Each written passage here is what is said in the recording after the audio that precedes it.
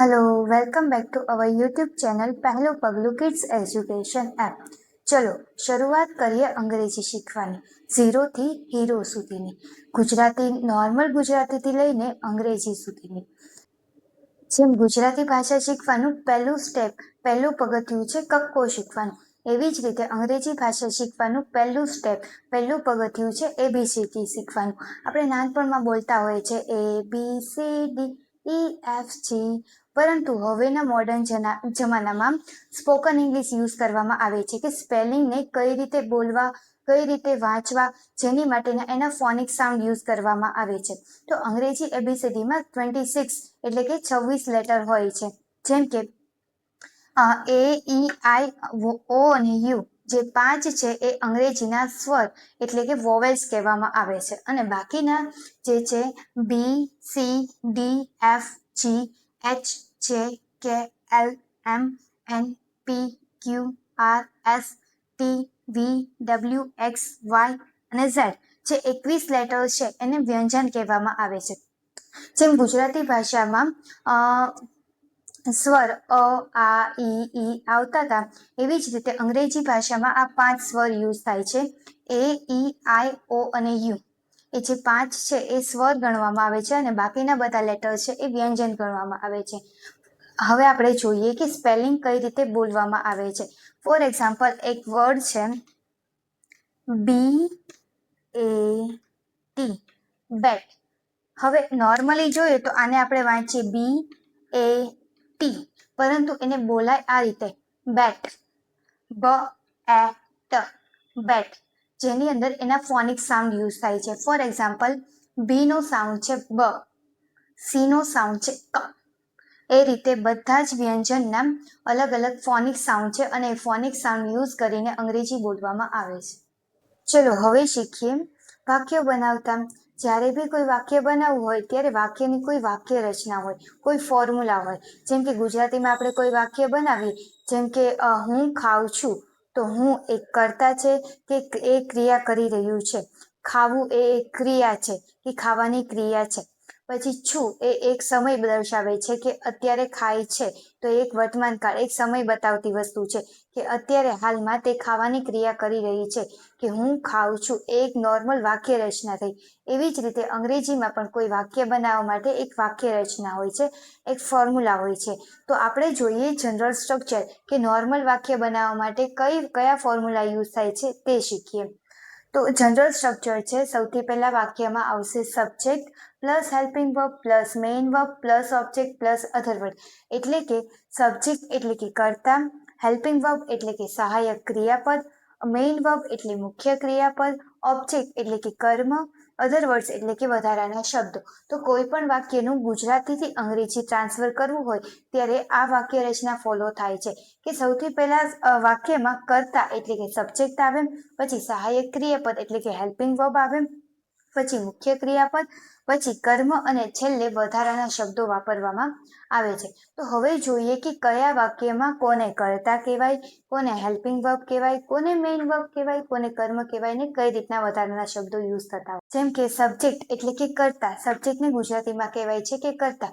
કોઈ પણ વાક્ય હોય તે વાક્યને કોણ એવો શબ્દ પ્રશ્ન પૂછવાથી જે જવાબ મળે તે વાક્યનો કર્તા હોય છે.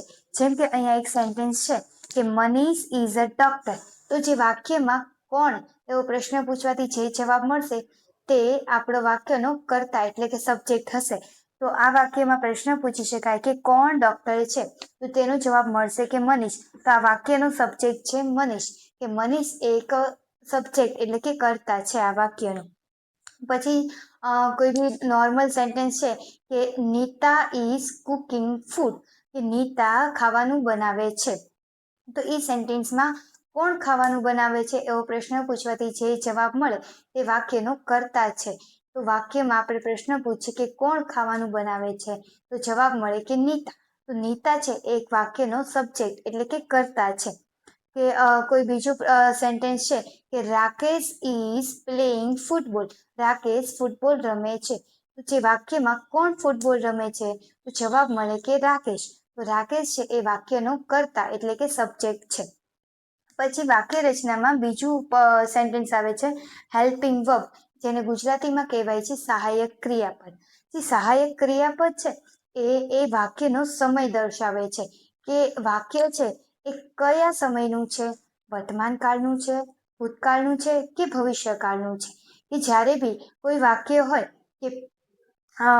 હોય તેના ઉપરથી એ ક્યારનું છે કે વર્તમાન કાળનું છે, ભવિષ્યનું છે કે ભૂતકાળનું છે તે ખબર પડતી હોય છે. હેલ્પિંગ વર્બ છે એ સમય બતાવવાનું કામ કરે છે, પરંતુ દરેક વાક્યમાં હેલ્પિંગ વર્બ અલગ અલગ હોય છે. જેમ કે જ્યારે વર્તમાન કાળનું વાક્ય હોય ત્યારે હેલ્પિંગ વર્બ એટલે કે સહાયક ક્રિયાપદ તરીકે એમ, ઇઝ અને આરનો ઉપયોગ થાય. પછી જ્યારે ભૂતકાળનું વાક્ય હોય ત્યારે સહાયક ક્રિયાપદ તરીકે વોઝ અને વરનો ઉપયોગ થાય. અને જ્યારે ભવિષ્યનું વાક્ય હોય, જેમ કે ભવિષ્યમાં કઈ ક્રિયા થશે કે તે આવશે કે એવું કોઈ વાક્ય હોય તો તે વાક્યમાં સહાયક ક્રિયાપદ તરીકે વિલનો ઉપયોગ થતો હોય છે. એવી રીતે સમય પ્રમાણે સહાયક ક્રિયાપદ અલગ અલગ હોય છે. આ વાક્ય છે કે Manish is a doctor. Manish એક ડોક્ટર છે, જે હાલમાં ડોક્ટર છે એવું વર્તમાન કાળનું બતાવે છે, એટલે હેલ્પિંગ વર્બ તરીકે ઇઝનો ઉપયોગ થાય છે. આ સેન્ટેન્સમાં હેલ્પિંગ વર્બ ઇઝ છે.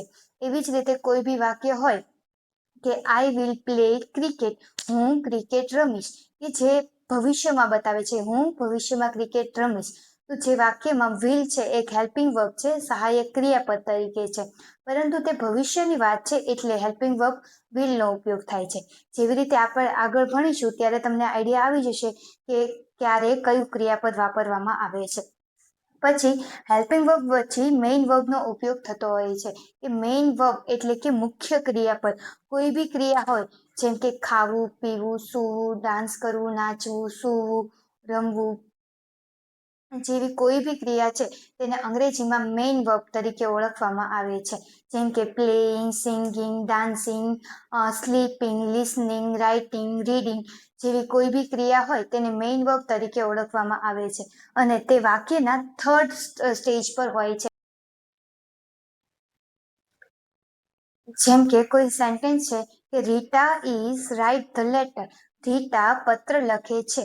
તો તે વાક્યમાં રીટા છે એક સબ્જેક્ટ છે, રીટા ઇઝ એક હેલ્પિંગ વર્બ એટલે કે સહાયક ક્રિયાપદ છે, અને રાઇટ એટલે કે લખવું તો એ એક મેઇન વર્બ એક ક્રિયા છે, અને લેટર છે એ એક કર્મ છે. ત્યાર પછી વાક્ય રચનામાં આવે છે ઓબ્જેક્ટ એટલે કે કર્મ, જેને ગુજરાતીમાં કહેવાય છે કર્મ. તો જ્યારે બી કોઈ વાક્ય હોય તે વાક્યને કોને અથવા શું એવો પ્રશ્ન પૂછવાથી જે જવાબ મળે તે વાક્યનો કર્મ એટલે કે ઓબ્જેક્ટ હોય છે. જેમ કે આ સેન્ટેન્સ છે કે Manish is a doctor. Manish એક ડોક્ટર છે. તો જે સેન્ટેન્સમાં આપણે મનીષ શું છે એવો પ્રશ્ન પૂછવાથી જે જવાબ મળશે તે આપણો ઓબ્જેક્ટ એટલે કે કર્મ હશે. તો મનીષ શું છે? તો મનીષ એક ડોક્ટર છે. તો ડોક્ટર છે એ વાક્યનો ઓબ્જેક્ટ એટલે કે કર્મ છે. એવી જ રીતે કોઈ બીજું વાક્ય છે કે હી ઇઝ પ્લેઇંગ ફૂટબોલ. તે ફૂટબોલ રમે છે. તે વાક્યમાં ફૂટબોલ છે તે શું રમે છે? ફૂટબોલ. તો ફૂટબોલ છે એક ઓબ્જેક્ટ એટલે કે કર્મ છે. પછી કોઈ બીજું વાક્ય છે કે સીતા કુક ચાઇનીઝ ફૂડ. તો સીતા શું બનાવે છે? તો ચાઇનીઝ ફૂડ એ એક ઓબ્જેક્ટ એટલે કે કર્મ છે. એવી જ રીતે કોઈ પણ વાક્યમાં છે કોને અથવા શું એવો પ્રશ્ન પૂછવાથી જે જવાબ મળે તે વાક્યનો ઓબ્જેક્ટ એટલે કે કર્મ ગણવામાં આવે છે. અને લાસ્ટમાં વાક્યના છેલ્લા પાર્ટમાં અધર વર્ડ્સ એટલે કે વધારાના શબ્દો વપરાતા હોય છે. જેમ કે એવરી ડે, યસ્ટરડે, ટુમોરો, પછી in the garden, in the school, in the bicycle જેવા વધારાના શબ્દો છે એને અધર વર્ડ્સ તરીકે ઓળખવામાં આવે છે. For example, I write the letter every day. હું રોજ પત્ર લખું છું. તો જે સેન્ટેન્સમાં એવરી ડે એક અધર વર્ડ્સ એટલે કે વધારાના શબ્દો છે. I am going to school every day. હું દરરોજ સ્કૂલે જાઉં છું. તો એવરી ડે એક વધારાના શબ્દો એટલે કે અન્ય શબ્દો છે, અધર વર્ડ્સ છે.